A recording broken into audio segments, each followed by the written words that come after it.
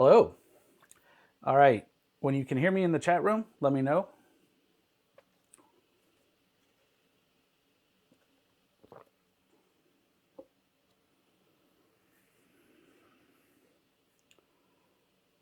Okay.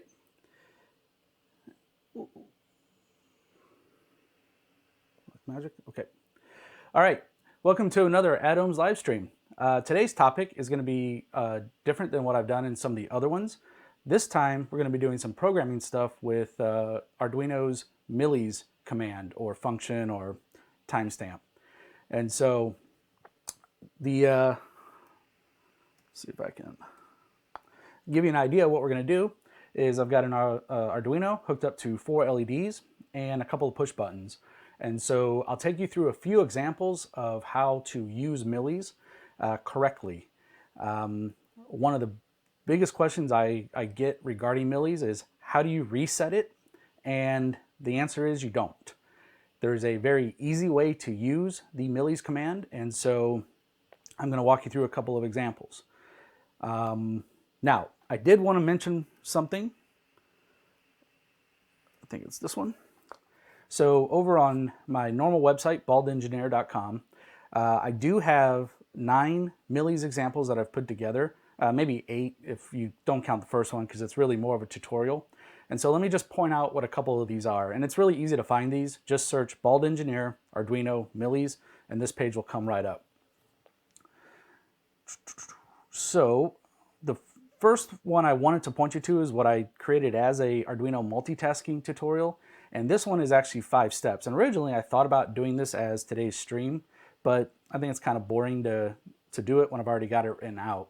And so basically it starts out with the basic or most simple delay program, and it takes you step by step on ways to fake multitasking all the way down to using millis. So it's a really good how do you go from delay to using millis? Because the reality is you have to really change your logic, and this tutorial talks you through that.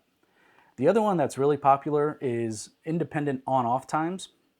And so I originally wrote this for an LED so that you could have it on for longer than it's off. And so that would be a way to simulate brightness.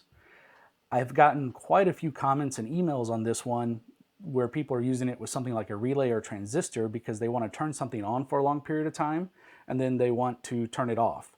And so all you have to be careful there is that these variables are actually designed for small numbers, for integers. So you have to change a couple of things to longs to make it last long for minutes. Another popular one with relays is delay by events. And so in this code, it's actually watching a push button. And when the push button occurs, then a timer starts and eventually an LED turns on. Now again, by using millis and not like a long delay, you can do all kinds of other stuff in the code or in your loop while waiting for that LED to get turned on. So that's another good one. And then I'm going to actually show you a version of this one, which is how to fade a LED using analog write to without using delay.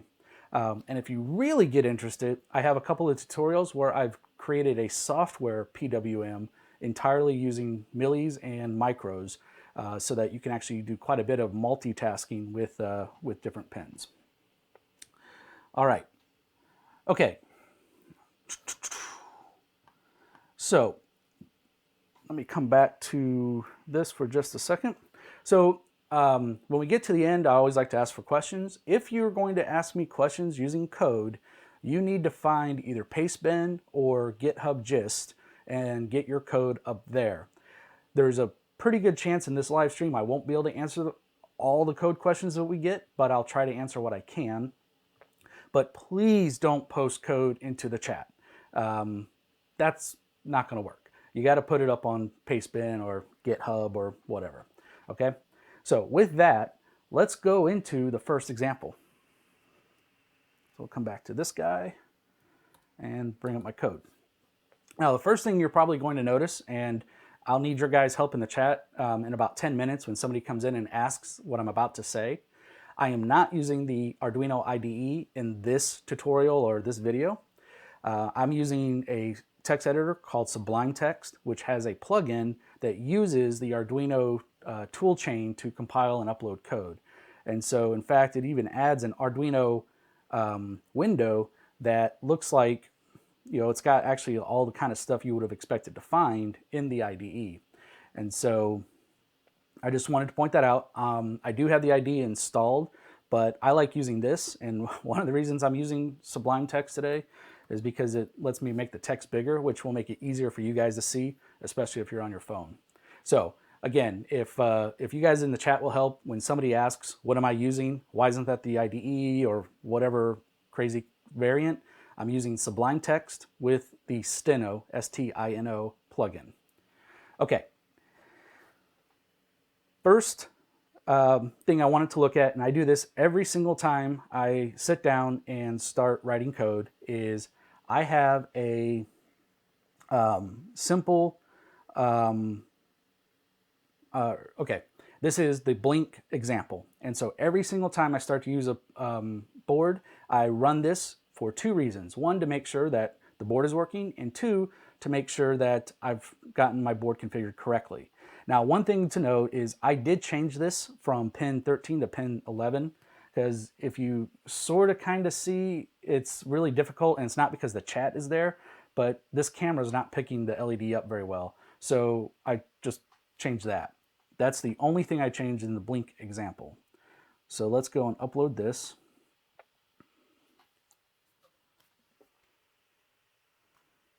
Just a second. All right.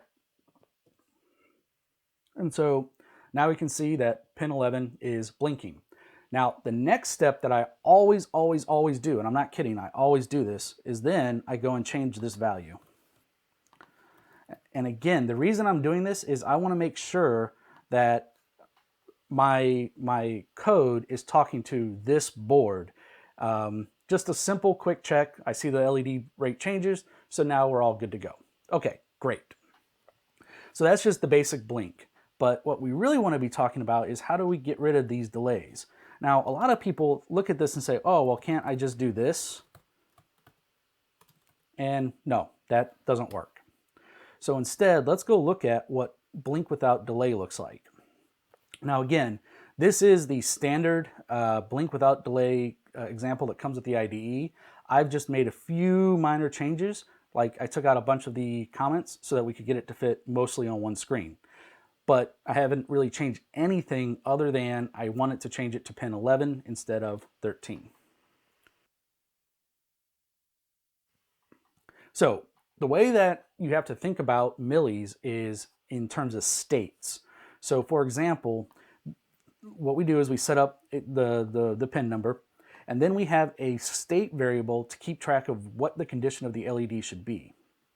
So then, okay, so then we need two timing variables. We need an unsigned long, and anytime you work with millis, you need to be using a long or unsigned long. So unsigned long, and we're going to get a timestamp, and I'll explain why we get this timestamp in a minute. Next, we need some form of interval. So this is how often are we going to be checking to see if it's time to do something. Okay.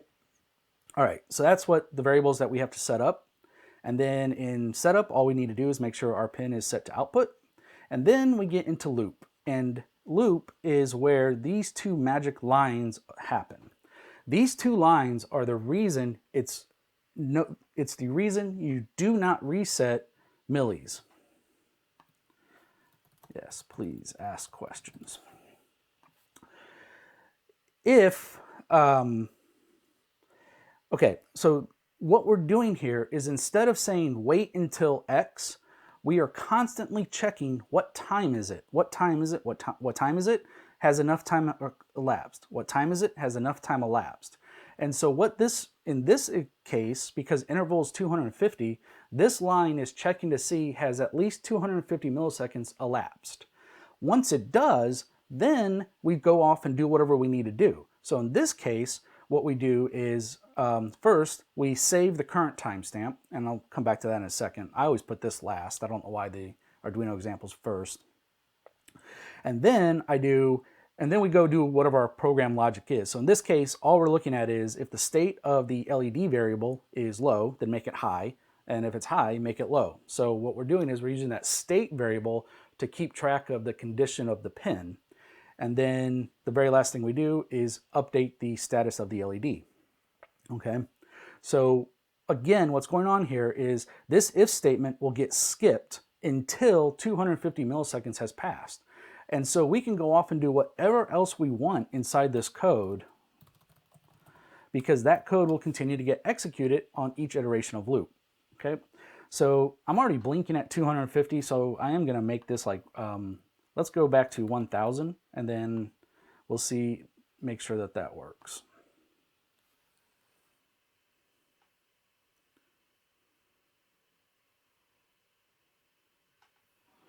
So I noticed Andy's comment about dealing with millis rollover. Let me actually mention that is, this is how you handle rollover. And what rollover means is eventually the variable millis, it's basically just a counter. And so it's basically going, every millisecond it increments one value. And so eventually the variable that holds it is going to roll over and go back to 0. And so it's a little bit complicated, but basically by doing subtraction, we actually account for that rollover here.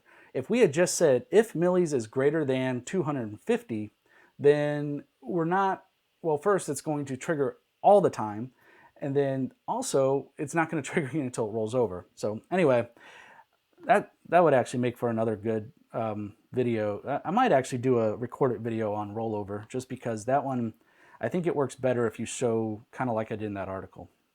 Okay, sorry guys, got sidetracked it. Backing up, upload this code.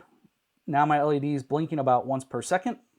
And then again, we're going to change this to 100 and upload that. Who's my favorite, Tesla or Edison? Huh, that's easy. I'm not even going to answer it, because actually, if you go back and watch video number 17, linear regulators, and you'll get your answer. Okay, now my LED is blinking much, much faster. Perfect. So what you're going to see in all the examples we go moving forward is literally every single time we're going to see these two lines. These do two things. Number one, they prevent us from having to reset millis, and number two, it accounts for rollover. Okay. So now what I'm going to do is go on to fade with buttons, and I want to upload this one and then talk about how it works. Isn't modulo better? No, modulo is not better, because it doesn't account for when millis rolls over. In fact, let me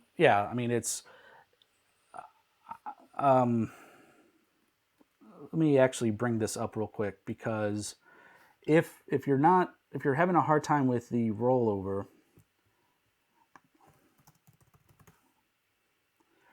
let me just show you this really quick.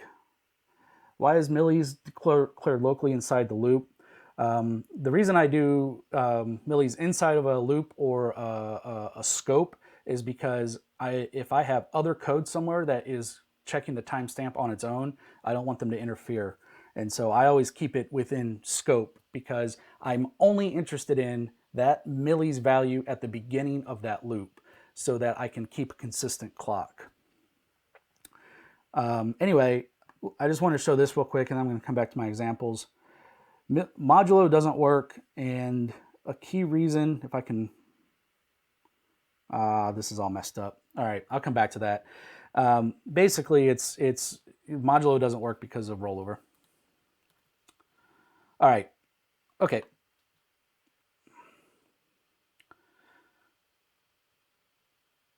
So this example is going to be fading with PWM. I have an LED here, and it is fading. Now, let's see if I can make it a little bit brighter. There we go. All right, it's fading up and down. So I'm not going to go, I'm not going to go into as much detail about every single thing that we've got going on, but let me point out a few things. So just like before, we have a previous millis timestamp. I've defined in the interval to be 50 milliseconds.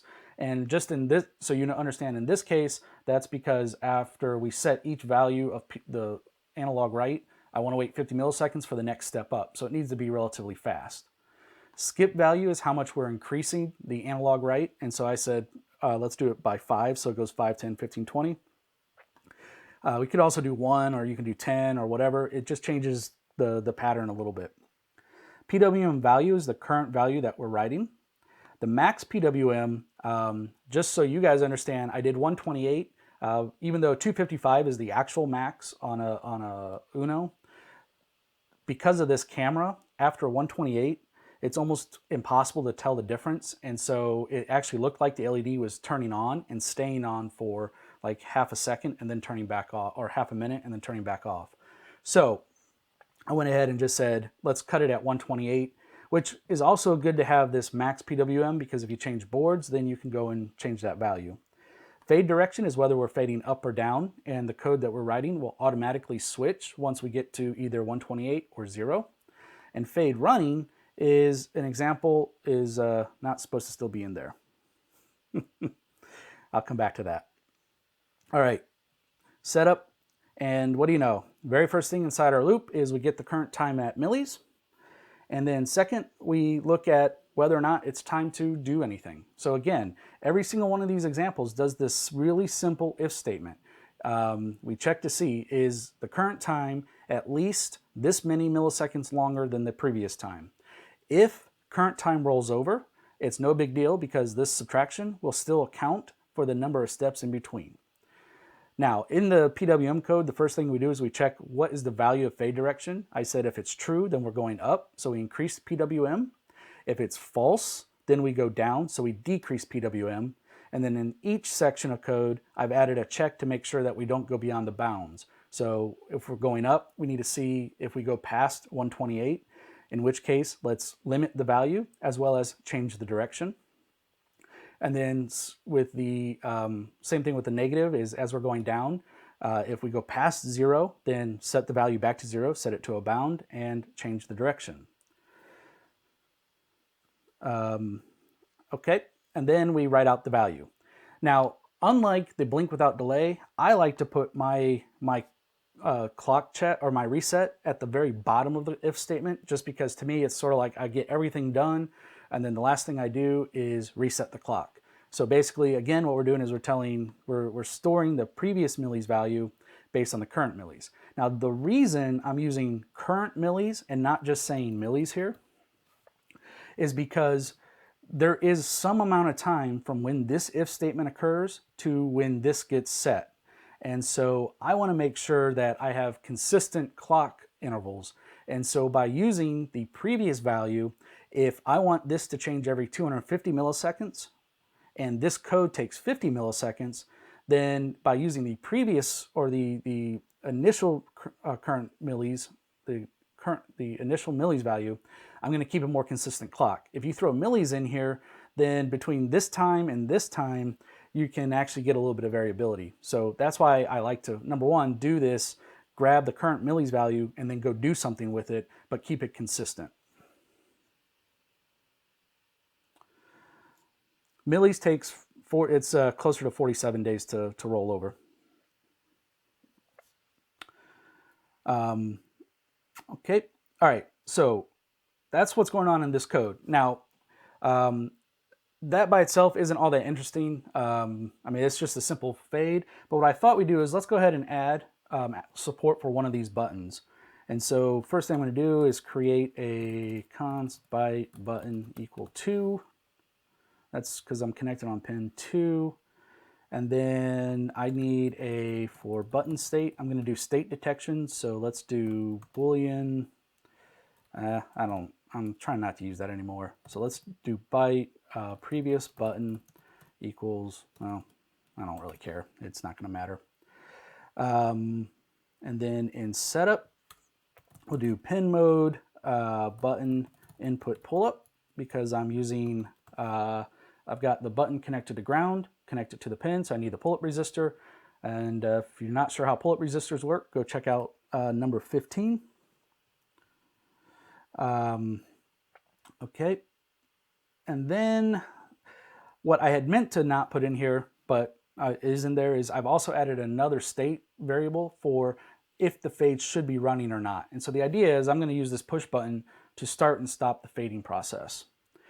And so let's come in here. Now, I'm not going to do this because I want the button. I want to check state of buttons. And I'm going to do, let's do byte, current button state, digital read button. Okay, so we get the value of the button. The reason I'm using byte for pin variables is just because it's only 8 bits. An integer is 16 bits, so I'm just trying to save a little bit of space. A byte can store up to a decimal value of 255. So why waste a bunch of bits on a pin? Now you might argue if you declare it as a const, it doesn't matter because the compiler will look at the value and probably not even bother putting it into RAM. But I'm just trying to save space. The other thing I could have used is like a uint8t, but I'm not as comfortable using those yet, so I use these other ones. Okay, so the problem with just doing a digital read like this and then saying if current button state do something is that then as long as I'm holding the button down or not holding the button down, it's going to activate. So instead what we want to do is do some really, really simple state detection, just like we did state detection down here. So I'm going to say if current button state does not equal previous button, then I want to go off and do something. And the last thing I want to do is save this state.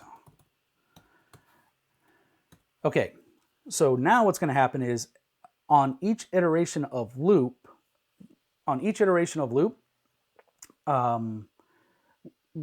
this code, whatever we put inside of this if statement, will only execute after I've released or pressed the button. The problem is, just by itself right now, I don't know whether I've pressed the button or not.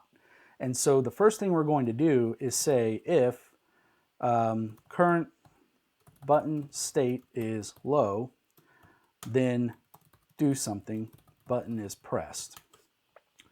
Since I'm using an internal pull-up, when I press the button, this is connected to ground, so that comes in as a low. So I know the button has been pressed. When the value is low. So at that point, what I'm going to say is if fade running, then we're going, I don't need to do this, but just so you guys make it more clear, if fade running is equal to true, we're going to say fade running is equal to false. Else,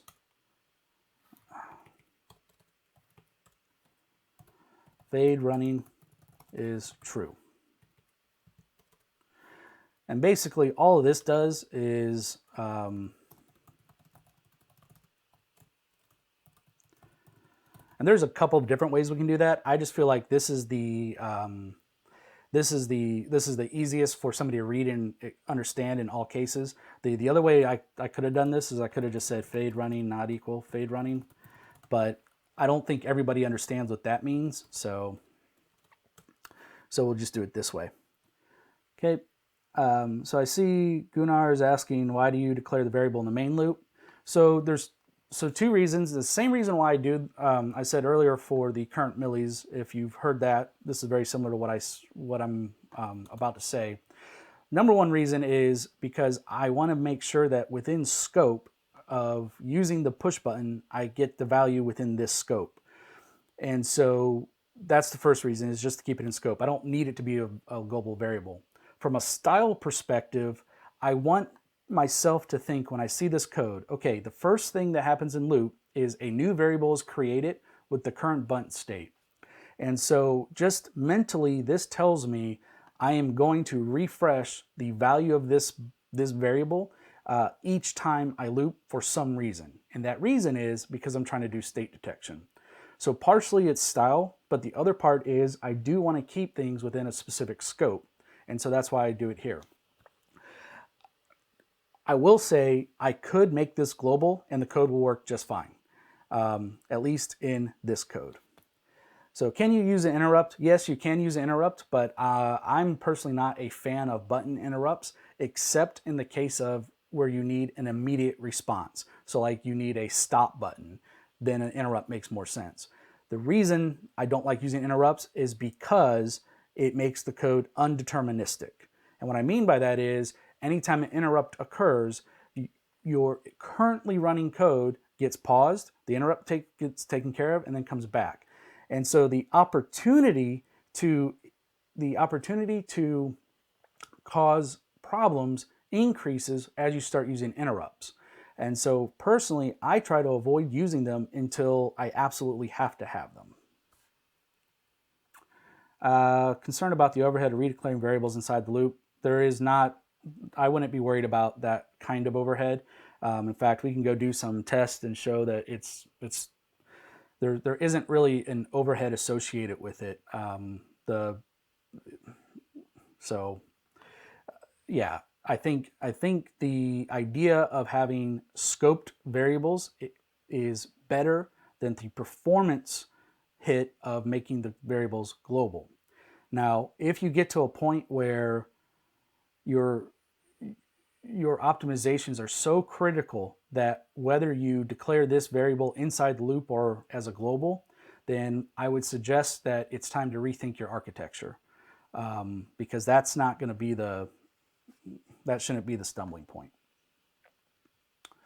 Okay, I think I caught up on the questions. Now I'm going to verify this and make sure that I typed everything right.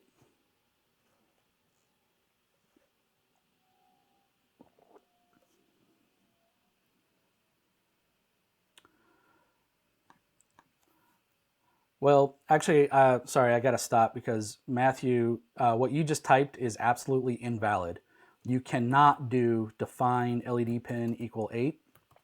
That's not going to work. I actually have another blog post. Number one, that's not valid. That's not going to work. Number two is I've got a blog post that talks about when you should use define and const and declaring pin numbers. I absolutely believe you should be using const because of the mistake you just made. All right. So now my LED is fading. If I press the button, I'm going to wait for it to get dim. Oh, wait. I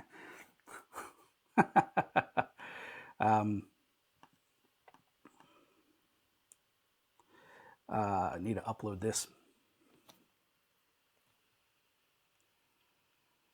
All right, LED's fading.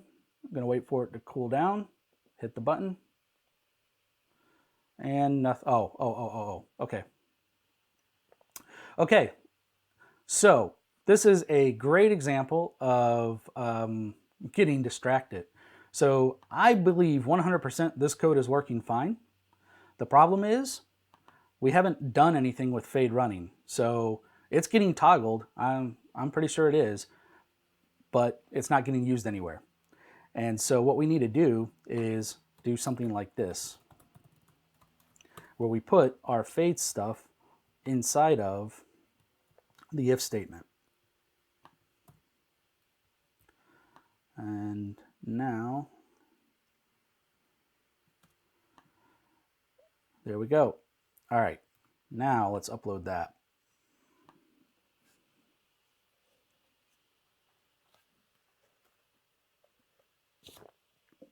Okay, there we go. So, let's see, I'm going to let it go a little more. Okay, let's see if I can catch it when it's right at the end. Okay, let me try this.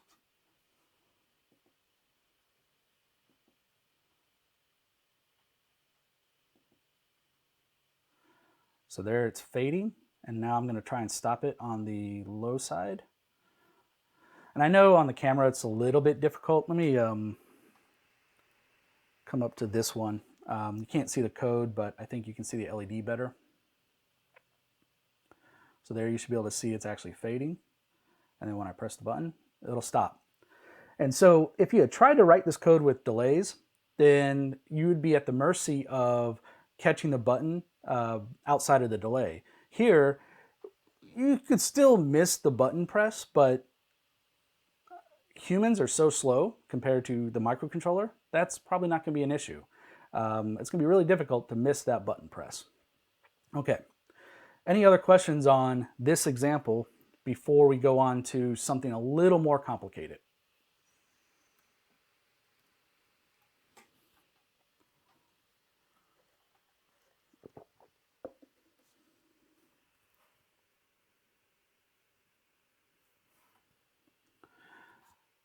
All right, so Gunnar is asking, since those are driven by LED, since the LEDs are driven by PWM pins, would it be possible to use them without a resistor? Well, number one, they're not all being used by a PWM pin.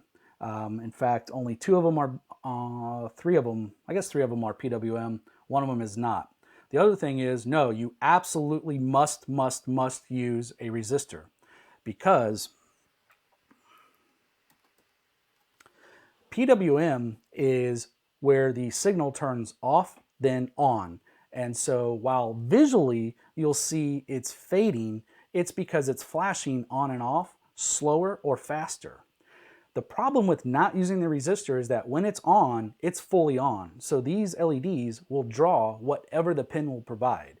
And so, for example, on blue LEDs with a forward voltage of around 3 volts, they'll draw about 90 milliamps through the I/O pin. And so even in those short bursts, you could potentially cause damage to the pin. So no, whether you're using PWM or not, you must still current limit your LEDs, okay? All right. So now let's get on to a really fun one. No. I want it this one. And again, what I'm going to do is I'm going to upload the full code so that you can see what's going to happen, and then we'll talk about what's happening inside the code. All right. Okay, so in this code, what I've done is I've just created a simple binary counter. And so if you're not familiar with a binary counter, the idea is I've got 4 LEDs representing the bits 1, 2, 4, and 8. And then as I go through the counter, I'm checking to see which LED should be on. So that's 1, 2, 3, 4, 5, 6, 7, 8, and so on until it gets to 16 and then resets. Or 15 and then resets. There's 16 states. The last one is the value of 15, okay? So let's go take a look at how this code works. So the big difference on this one is I'm now using an array for the LEDs. And that was just because I wanted to, well, actually I'll show you why I did that in just a second. Previous millis, just like before. Here I'm doing the interval update every 50 milliseconds. Now, one difference from the analog PWM is that the skip value is now going to directly change the interval. And so I can speed up or slow down I could potentially speed up or slow down the lights by changing this skip value. Here I'm doing a little bit of a clever trick, and this is just max for binary. You'll see why when I write the loop, but basically what I did was I said, okay, depending on how many LEDs I have, 2 to that power is the maximum count that we can get. So I just didn't feel like doing the math manually, and then this allows you to make the code more adaptable. All right, and then counter, and this is actually going to be the count that we display. All right, setup, pretty simple. Just go through and set all the LEDs to output. And then I come into loop, and oh, what do you know? There's no code in here yet. Wonder what's going on. All right, so let's get to work here. So first thing, like I said before, check the current time, and then see if enough time has passed. So when enough time has passed, there's 3 major things we need to do. Increment our counter, turn on the appropriate LEDs, and then reset the clock. So to increment the counter, we're just going to do counter plus plus. And then if counter is greater than or equal to max count, we're going to set it back to 0. All right, so that should be pretty simple. Now we're going to look at how do we set the LEDs. And so the idea is I've got this variable called counter, and it actually has 8 bits. I want each of these bits to be one of the LEDs on my breadboard. So the far right bit is this one, then this one, and then this one, and this one. Now, there's a couple of ways that we could do this, and I decided to opt for the Arduino way. And what I'm going to say is we're going to loop through the variable and check each bit individually and then turn on the appropriate LED using a for loop. X is less than LED count. Okay, so what I'm actually going to do is digital write LED, what did I call the LEDs? X, and it's going to be bit read from counter X. So what this is doing is we start farthest inside, bit read looks at a variable and returns a 1 or 0 based on the bit value. So X is going to be 0, 1, 2, 3. So we're going to get 0, 1, 2, 3. And so that's going to come back as a high or low, which is the same, or it's going to come back as a 1 or 0, which is the same as the high or low needed by digital write.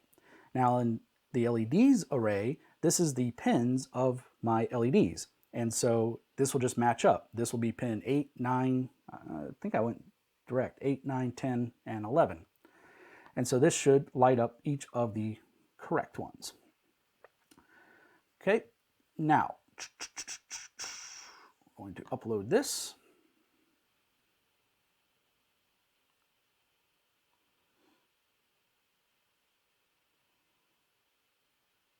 I got distracted. I hope this is, you know what, we're going to use that same trick from before. Let me change this value just so I can see. I want to make sure the upload was correct. I missed the upload cycle. All right, so there's our binary counter. Look at comments real quick. Yeah, barrel shifting is actually a bit nicer or easier or whatever, but when I'm doing tutorials, I like to try to keep code more readable, and so I don't feel like doing something like a I don't feel like barrel shifting. I think it's when you know what barrel shifting is, it's obvious, but when you don't, it makes it a little bit more difficult to read. And since in terms of performance, I really don't care how long this thing takes to go and find the bit. It's not a big deal. The other issue is whether I do a barrel shift here, I still have to do a max check anyway. So anyway, to me, that's a style choice. Combine interrupt with detach interrupt. You won't cancel ongoing interrupt. I'm not answering interrupt questions. I'm not sure what you're asking there. Okay. Now, for the sake of time, I want it to then combine the buttons, but I don't feel like writing all the code to write the buttons again. So what I'm going to do is I'm going to come up to this example, which is the same code. Just make that change. But what I've done is I've added buttons. So nothing too surprising. And then if I look inside of the loop, just like we did with the analog write or PWM example, I'm checking the states of the left and right buttons to figure out whether I should increase or decrease the count. And then down here is where all of the stuff we just did happens. So what I'm going to do is upload this one. And the reason I did this was I wanted to again show that by using millis, we are able to get something like button control to work on a process that's continuously happening. And so here I can increase this. Now there's a limit to how fast you can make it go because eventually you would go to 0 and you don't want to do that, but you can do that. All right.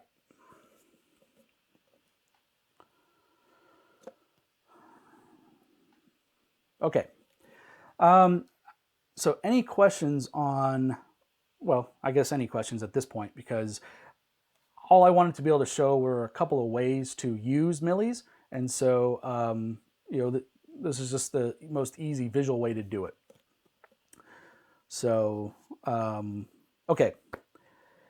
Any other questions related to millis or any of the code that we've talked about so far?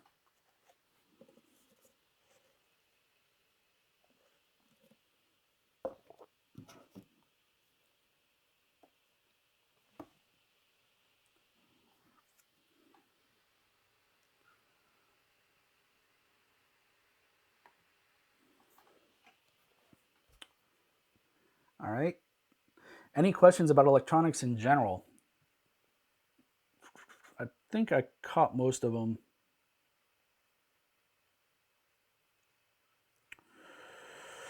A while back, Anthony asked if we implement a PID control in Arduino for a DC motor, what's the time lag might be expected to an industrial PID?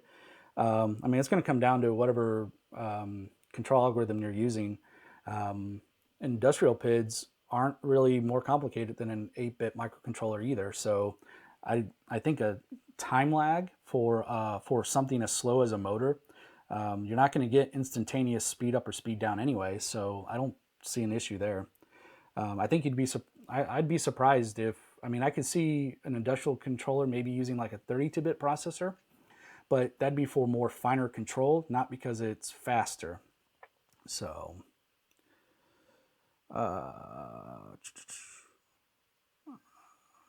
can you build a mini AI? Can we build a mini AI with Arduino?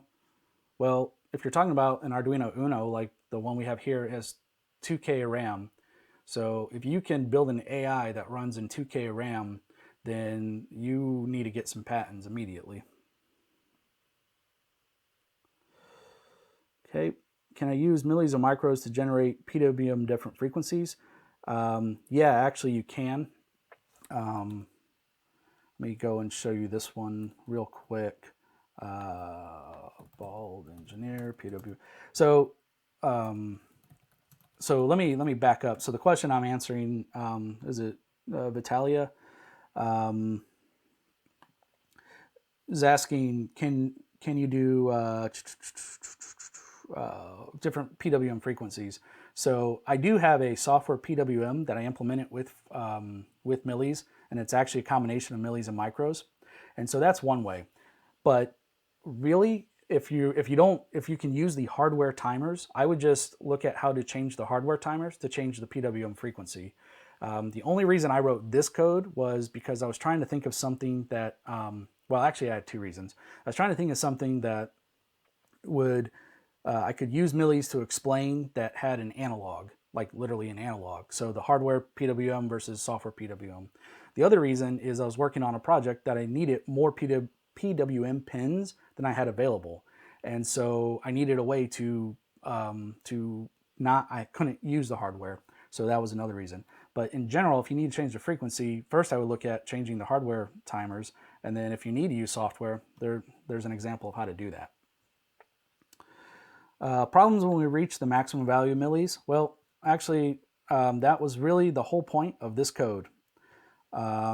This code will handle the rollover just fine.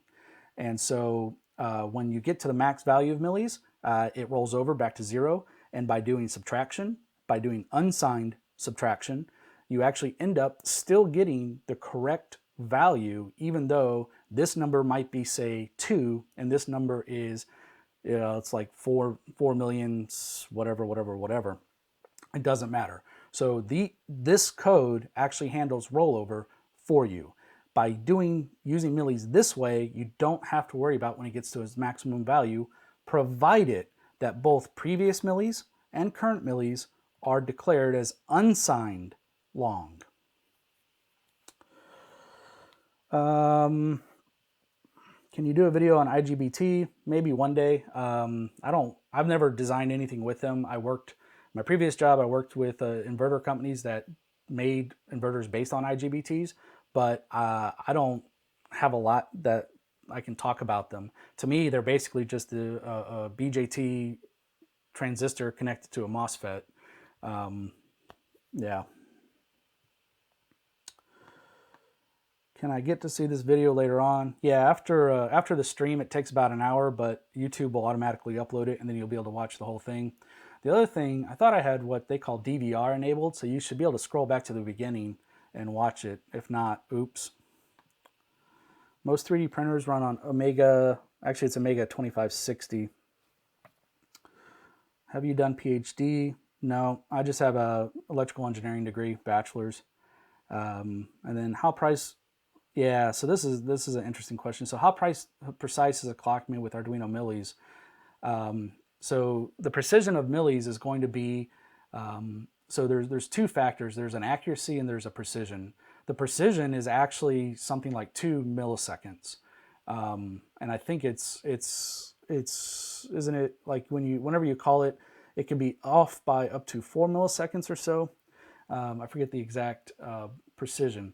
The accuracy of that time is going to be based on your oscillator. And so, interestingly enough,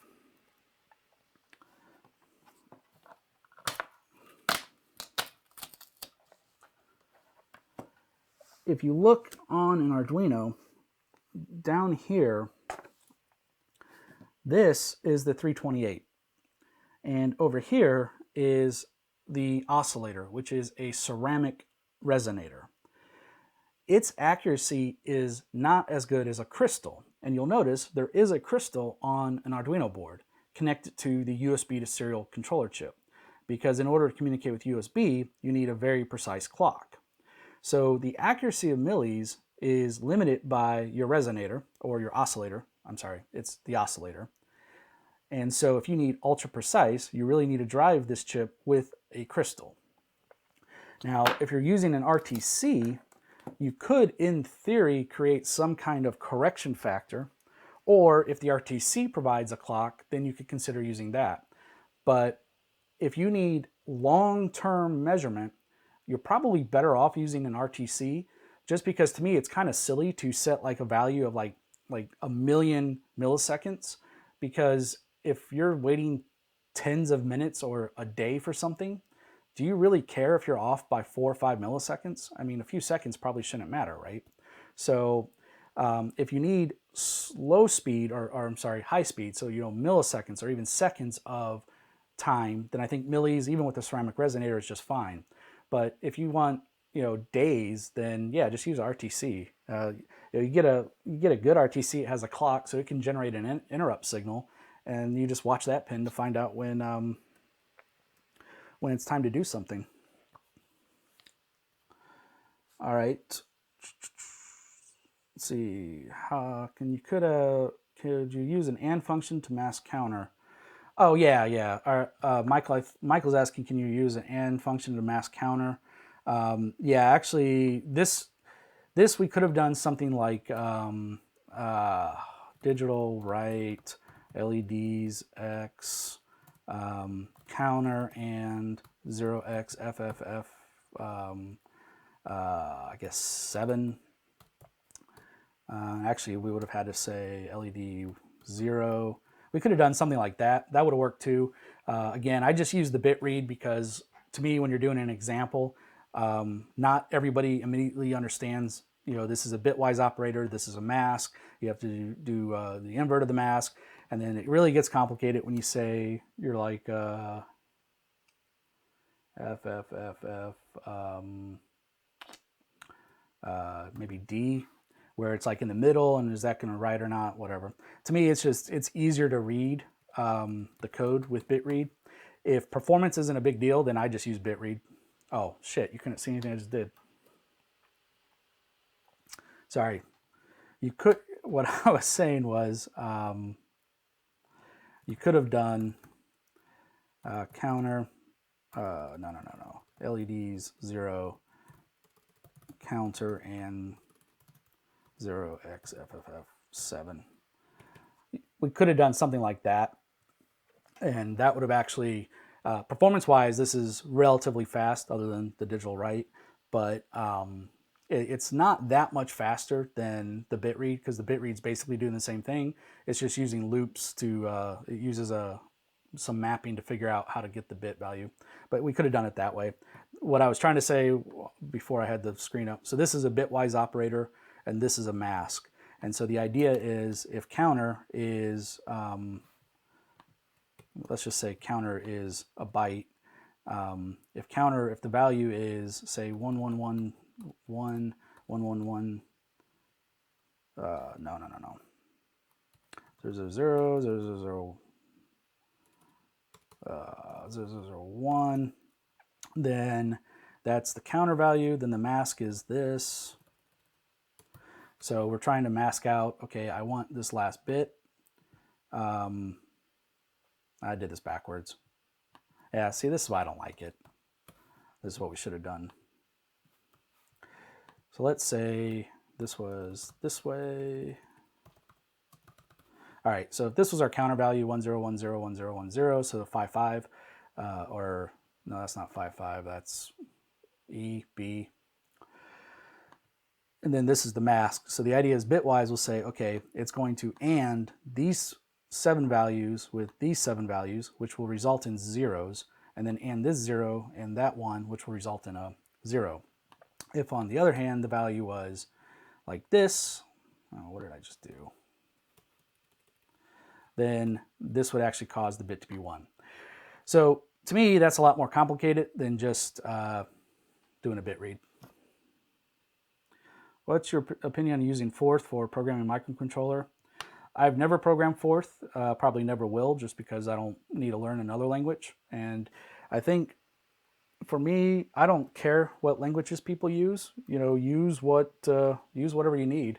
And so if Forth works and you're happy with it, then use it. If it doesn't, then use something else. All right, please explain about simple circuit. Okay, not okay. On site or video on IGBT, saw other videos, but yeah, unfortunately, I don't have a lot of inside information on IGBTs. So you know, if it's something I study myself and get up to speed on, then I'll look at them. But I don't right now. There's nothing I could talk about that is any different than what's already out there. So I am interested in talking about wideband semiconductors, and so I may, well, not may, eventually I'm going to get to silicon carbide and gallium nitride transistors or MOSFETs, which are getting more and more, or can be used to replace an IGBT.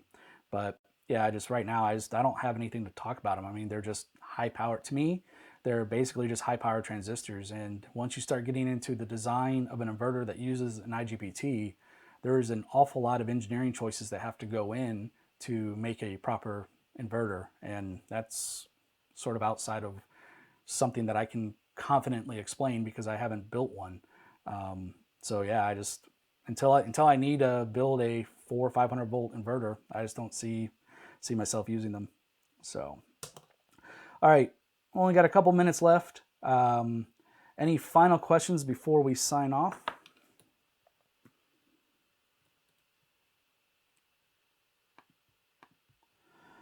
All right. Just like usual, I'm going to stick around in the chat just in case there's any other questions you want to ask before completely shutting down the stream. So feel free to send in chat questions and I'll try to answer what I can. If you head over to AddOhms.com, you'll find show notes. Basically, once the stream is uploaded, I will create a page for it, and then I'll add some links and stuff related to this episode or to this live stream. If you haven't watched it already, I did a tutorial on how to design your own Arduino, 328 based. And so the schematic episode is posted. And actually after this video, or after this stream, I'll be working on the circuit board version. And so that should be coming out in the next week or two. And then I've got a couple of ideas for the next live stream. One of the ideas I have, and I haven't 100%, but one thing you might notice is I have to come over here to control my cameras because I'm using a separate PC to do all the live streaming, and it's run out of USB ports. And so I could add a hub to get a keyboard, but there's already like lag with my overhead camera, and so I don't really want another hub. And so I think the next live stream we may actually design a small keyboard controller that communicates with the software over Wi-Fi or Bluetooth so that I can control the screen without having to keep turning. So I'm thinking about that, and if you have an idea, then let me know what we could do a stream on, because hey, why not? All right, okay. Thanks for joining. Thank you for the great questions today. I really appreciate when good questions come in and we don't have to eject people. So I'm glad that was today. If, like I said, I'm going to stick around for a few more minutes. I'm just going to turn off the cameras and my microphone. So thanks again.